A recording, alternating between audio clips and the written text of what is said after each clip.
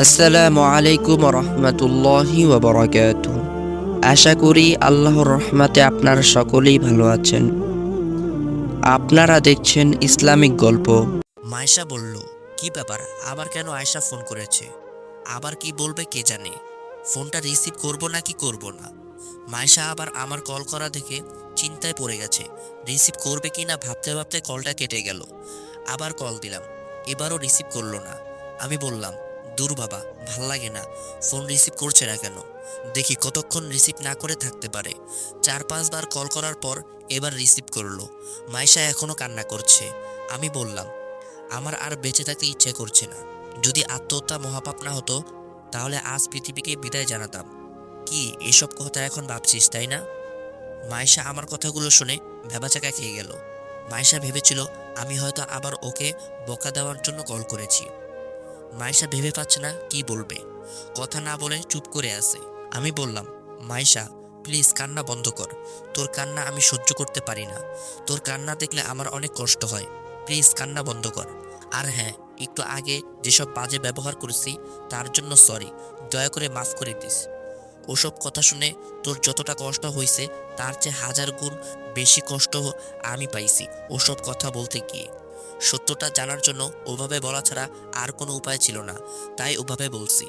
বিশ্বাস কর, ওগুলো আমি মন থেকে বলিনি, তোকে নিয়ে জাস্ট একটা গেম খেলছি মাত্র। আমার কথা শুনে মায়েশা অবাক হয়ে প্রশ্ন করলো। মায়েশা বলল, মানে? আমি বললাম, মানেটা তোকে পরে বোঝাচ্ছি, তার আগে বল, শাহেদ আঙ্কেল তোকে কি এমন বলেছে যার কারণে তুই ডিভোর্স দিতে রাজি হয়ে গেলি? মায়েশা বলল, রাজি হয়েছি মানে? তুই কি বোঝাতে চাচ্ছিস? শাহেদ আমাকে জোর করে ডিভোর্স দিতে রাজি করেছে? যদি তাই ভাবছিস তাহলে ভুল ভাবছিস। শাহেদ তো আমার সঙ্গে সংসার করতে চাচ্ছে, বাট আমিই করব না। ওনাকে ডিভোর্স দেওয়ার সিদ্ধান্তটা আমি নিজে নিজেই নিয়েছি। আমি বললাম, বাহ, তোকে দেখছি শাহেদ আঙ্কেল ভালোই ট্রেডিং দিয়েছে। আঙ্কেলের শেখানো সব কথা তোতা পাখির মতো মুখস্থ করে ফেলছিস। শোন, তুই সবাইকে বোকা বানাতে পারলেও আমাকে এত সহজে বোকা বানাতে পারবি না। মাইশা বলল, আরে আজব, আমি কেন তোদের বোকা বানাতে যাব? আমি বললাম, আঙ্কেলকে বাঁচানোর জন্য আমাদের বোকা বানাতে চাচ্ছিস? মাইশা বলল, তুই কি সব বলছিস, আমি কিছুই বুঝতে পারছি না। আমি বললাম, সত্যিই বুঝতে পারছিস না নাকি বুঝেও বোঝার ভান করছিস? মাইশা চুপ করে রইছে। আমি বললাম, দেখ মাইশা, আমি প্রথমেই বুঝে গেছিলাম আঙ্কেলকে তুই ডিভোর্স দিতে চাস না, বরং আঙ্কেল তোকে দিতে চায়। তোকে আমি ছোট থেকেই খুব ভালো করে চিনি।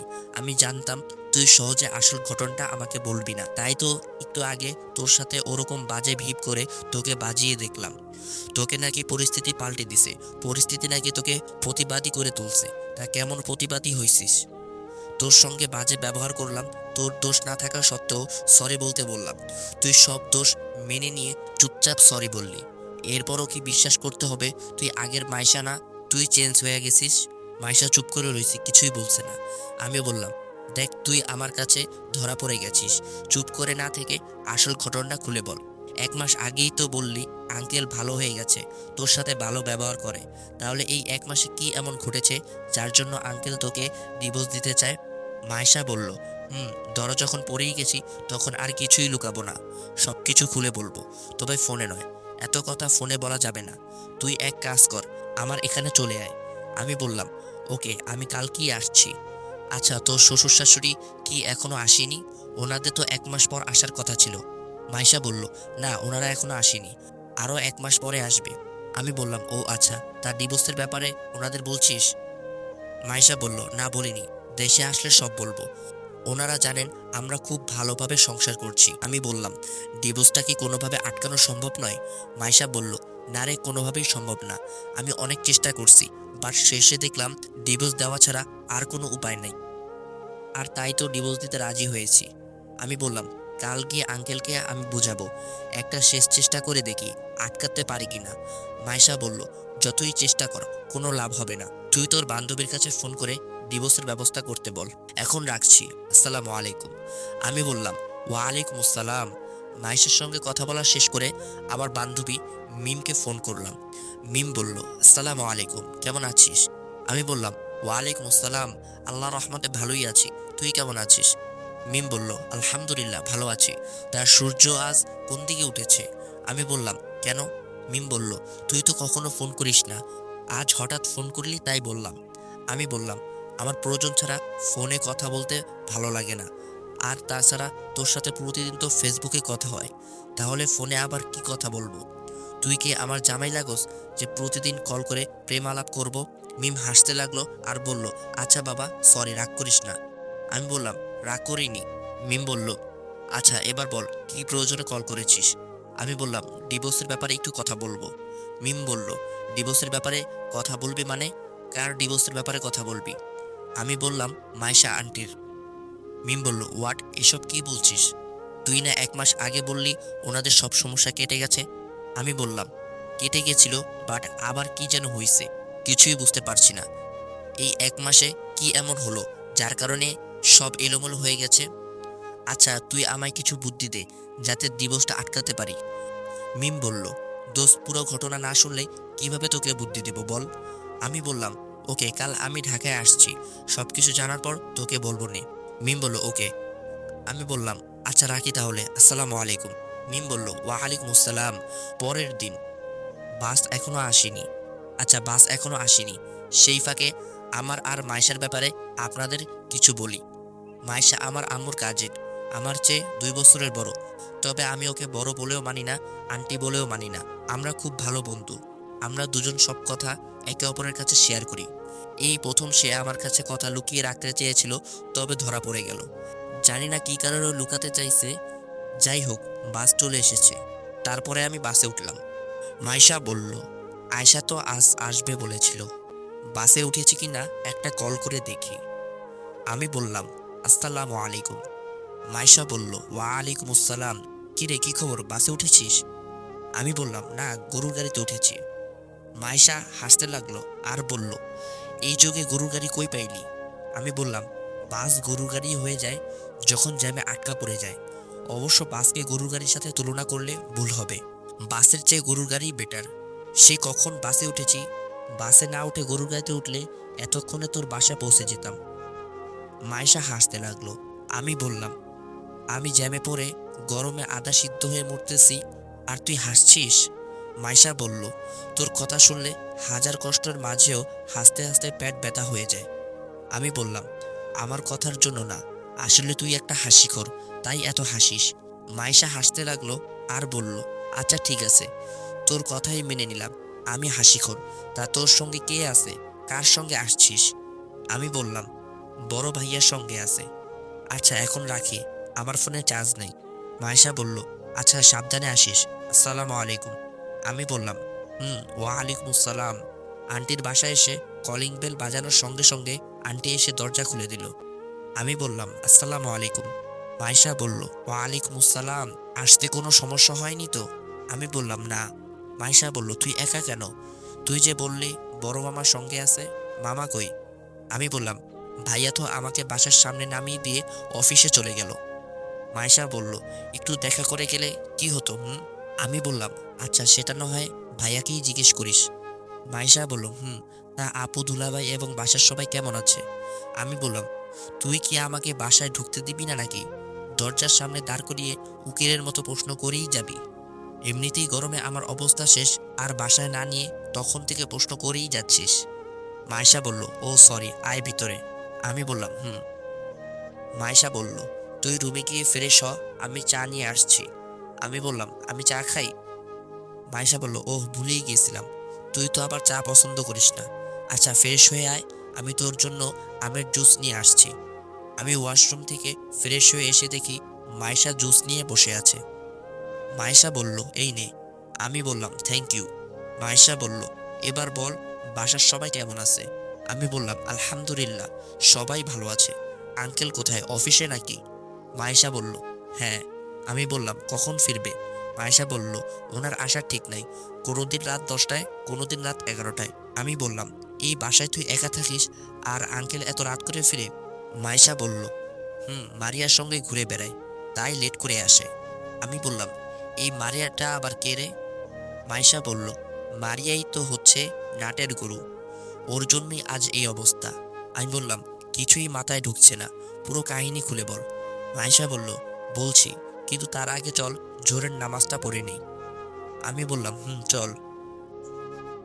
দুজনে একসঙ্গে নামাজ পড়ে দুপুরের খাবার খেয়ে গল্প করতে বসলাম। আমি বললাম, এবার 1 মাস আগের কাহিনীটা তাড়াতাড়ি বল। মাইশা বলল, বলছি। সবকিছু ভালোভাবেই চলছিল, কিন্তু মারিয়া এসে প্যাঁচ লাগিয়ে দিল। সেদিন মারিয়ার জন্মদিন ছিল। সেদিন জন্মদিনে মাইশাকে নিয়ে যাওয়ার জন্য আঙ্কেল রাগারাগি করে এবং রাগ করে বাসা থেকে চলে যায়। সবটা মাইশা আমাকে বলল। আমি বললাম, তারপর কি হলো? মাইশা তারপরের কাহিনীগুলো বলতে লাগলো। শাহেদ বলল, সরি, আমি একটা কাজে আটকা পড়ে গেছি, তাই যেতে পারবো না। মারিয়া মনে মনে বলতে লাগলো, আমার কাছে মিথ্যে বলছো সুইটহার্ট। আমাকে মিথ্যে বলে কোনো লাভ নেই, আমি সত্যটা জানি। আমি তো আগে থেকেই জানতাম মাইশাকে তুমি রাজি করাতে পারবে না। তারপর শাহেদকে বলল, শাহেদ মিথ্যে বলছো কেন? শাহেদ বলল, মিথ্যে কেন বলবো, আর কি মিথ্যে বললাম? মারিয়া বলল, আমি জানি তুমি কোনো কাজে আটকা পড়োনি। তুমি যখন অফিস থেকে বাসায় যাওয়ার জন্য বের হয়েছিলে তখন কিন্তু আমি তোমাকে কল করেছিলাম, আর তুমি তখন বলেছিলে সব কাজ শেষ করে বাসায় যাচ্ছ, আর এখন বলছো কাজে আটকা পড়ে গেছো। শাহেদ বলল, না মানে। মারিয়া বলল, থাক, আর মানে মানে করে মিথ্যে বলতে হবে না। আমি বুঝে গেছি মাইশা রাজি হয়নি। আচ্ছা, মাইশা যখন রাজি না তখন থাক, তুমি একাই চলে আসো। শাহেদ বলল, না, আমার ভালো লাগছে না, আমি যাব না। মারিয়া মনে মনে বলতে লাগলো, হায় হায়, বলে কি? ও না আসলে তো আমার সব প্ল্যান বেঁচতে যাবে, সেটা তো আমি হতে দেব না। তারপর শাহেদকে বলল, আরে বাবা, এইভাবে একা একা বসে থাকলে তোমার মন আরো খারাপ থাকবে। তুমি এখানে আসো, সবার সাথে এনজয় করো, দেখবে মনটা ভালো হয়ে যাবে। শাহেদ বলল, মারিয়া, আমি আসতে পারবো না। মারিয়া বলল, কোনো কথা শুনতে চাই না, আসতে যখন বলেছি তখন তোমাকে আসতেই হবে, ব্যাস। কথাটা বলেই মারিয়া ফোনটা কেটে দিল। শাহেদের মন খারাপ, মারিয়ার বাসায় যেতে ইচ্ছা করছে না, তাই চুপচাপ ওখানেই বসে রইল। বেশ কিছুক্ষণ পর শাহেদের ফোনটা বেজে উঠল। ফোনের দিকে তাকিয়ে দেখলো মারিয়ার বাবা ফোন করেছে। মারিয়ার বাবা বলল, হ্যালো শাহেদ, তুমি কোথায় আছো? শাহেদ বলল, এই তো আঙ্কেল, একটু বাইরে আছি। মারিয়ার বাবা বলল, বাবা, তুমি তাড়াতাড়ি আমাদের বাসায় আসো, মারিয়া তোমাকে ছাড়া কোনো মতেই কেক কাটতে রাজি হচ্ছে না। শাহেদ বলল, আঙ্কেল, আমি তো একটু ব্যস্ত আছি। মারিয়ার বাবা বলল, আমি জানি তুমি ব্যস্ত মানুষ, তারপরও অনুরোধ করছি, প্লিজ তুমি না করো না, তাড়াতাড়ি আসো, বাসা ভর্তি মেহমান। এখন মারিয়া যদি কেক না কাটে তাহলে বুঝতেই পারছো আমি কেমন লজ্জাজনক পরিস্থিতিতে পড়বো। শাহেদ বলল, আচ্ছা ঠিক আছে আঙ্কেল, আমি আসছি। মারিয়ার বাবা বলল, অনেক অনেক ধন্যবাদ তোমাকে, আচ্ছা রাখি তাহলে। কথাটা বলেই মারিয়ার বাবা ফোনটা কেটে দিল। শাহেদের ইচ্ছে করছে না, তবুও মারিয়ার বাবার অনুরোধ রাখার জন্য মারিয়ার বাসার উদ্দেশ্যে পা বাড়ালো। কিছুক্ষণের মধ্যেই শাহেদ মারিয়ার বাসা পৌঁছে গেল। মারিয়া বলল, মহারাজ তাহলে অবশেষে আসলেন। শাহেদ বলল, তুমি ছোট বাচ্চাদের মতো যে জিদ ধরছো, না এসে উপায় আছে?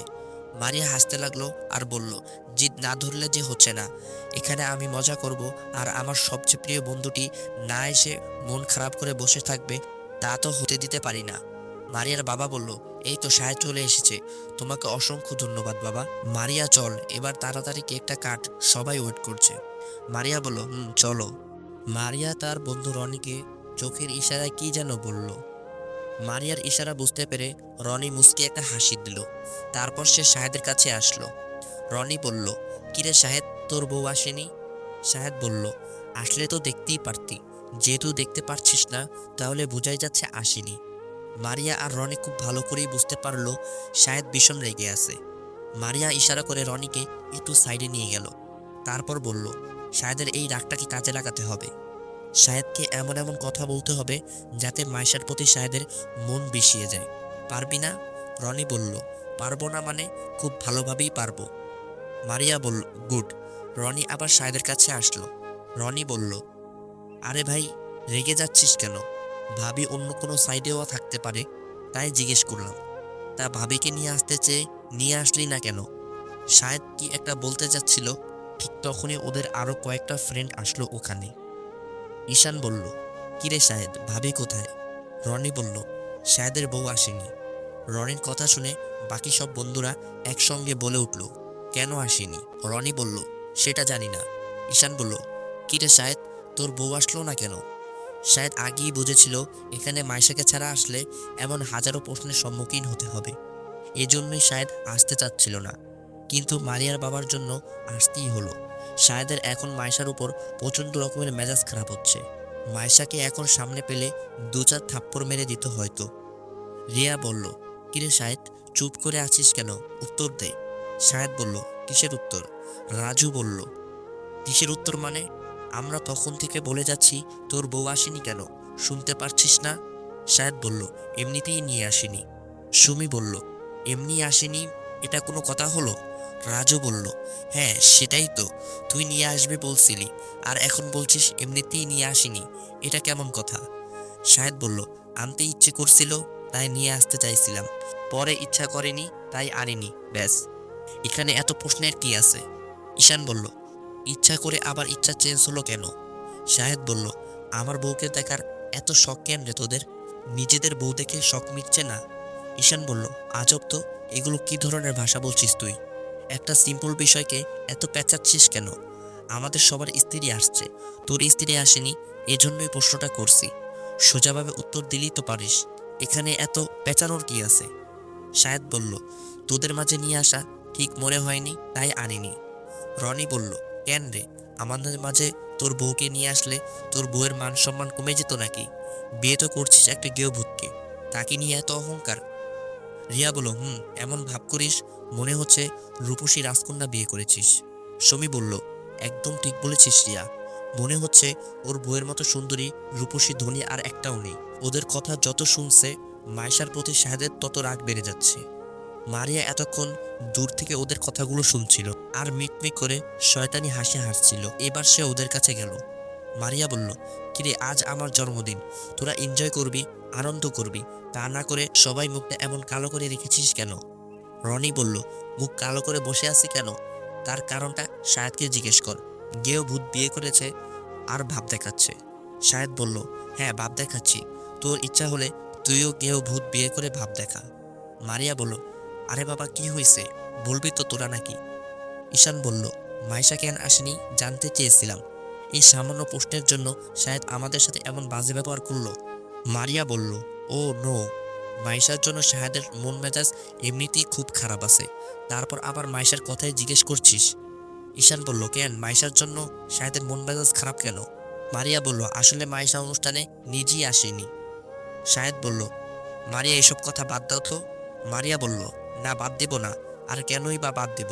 ওই গেও ভুট্টার জন্য সবাই তোমাকে ভুল বুঝছে, ওর দোষের কারণে তোমাকে সবাই দোষী করছে, আর আমি এসব দেখে মুখ বুজে থাকবো? আমাকে বাধা দিও না, সবকিছু বলতে দাও। রাজু বলল, আসলে কি হয়েছে ভালোভাবে খুলে বলতো মারিয়া। মারিয়া বলল, মাইশাকে নিয়ে আসার জন্য শায়দ অনেক রিকোয়েস্ট করছিল, বাট মাইশা শায়দের মুখের উপর না করে দিছে। রনি বলল, কি, স্বামীর মুখের উপর স্ত্রী না বলতে পারলো? ঈশান বলল, মাইশা নাকি শাহেদের খুব বাধ্য স্ত্রী, সে নাকি শাহেদকে খুব ভালোবাসে, তাহলে এখানে আসতে রাজি হলো না কেন?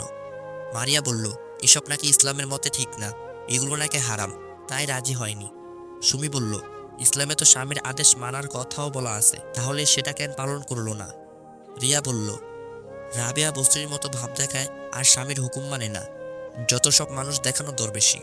রনি বলল, আমার তো মনে হচ্ছে শাহেদকে সবার সামনে অপমান করার জন্য ধর্মের অজুহাত দিয়েছে মাত্র। আমরা কি ধর্মের কথা জানি না নাকি? বাংলাদেশে প্রায় সব পরিবারে জন্মদিন পালন হয়, তাহলে সবাই কি ধর্মের ব্যাপারে অজ্ঞ নাকি? শুধু মাইশাই ধর্মের ব্যাপারে জানে নাকি? সেদিন তো একটা হুজুরের বাসায় জন্মদিনের দাওয়াত খেয়ে আসলাম, শাহেদকে ভুল বোঝানোর জন্য হুজুরের কথা বানিয়ে বলল রনি। হারাম হলে কি হুজুররা এটা পালন করতো? মারিয়া বলল, আসলে শাহেদকে সহজ সরল পেয়ে যা ইচ্ছা তাই বুঝায় মেয়েটা। রিয়া বলল, মেয়েটা শাহেদকে ভালোই বাসে না, ভালোবাসে শাহেদের ধন সম্পদকে, লোভী মেয়ে কোথাকার। রনি বলল, ঠিক বলছিস রিয়া, শাহেদকে ভালোবাসলে আজ না এসে এইভাবে অপমান করিয়ে নিত না, আর লোভী না হলে আগের ওই কষ্ট অপমান সহ্য করে পরে থাকতো না। মারিয়া বলল, আমার মনে হচ্ছে আগের সেই অপমানগুলোর শোধ তুলছে। রনি বলল, ঠিক, এখন হয়তো বাসায় বসে শায়দ অপমান হচ্ছে এটা ভেবে হাসছে। ওদের কথার মাঝে শায়দের ফোনটা বেজে উঠল। ফোনের দিকে তাকিয়ে দেখলো মাইশা ফোন করছে। বন্ধুদের কথা শুনে শায়দ মাইশার উপর খুব রেগে আছে, তাই রাগ করে ফোনটা রিসিভ করলো না। ফোন রিসিভ করছে না দেখে বারবার কল করেই যাচ্ছে মাইশা। মারিয়া বলল, কে ফোন করছে, রিসিভ করছো না কেন? শায়দ বলল, মাইশা ফোন করছে। মারিয়া বলল, রিসিভ করো। শায়দ বলল, না রিসিভ করবো না, ওর সাথে কথা বলতে ইচ্ছা করছে না। মারিয়া বলল, রিসিভ না করলে মাইশা ফোন করা বন্ধ করবে না, কল করতেই থাকবে।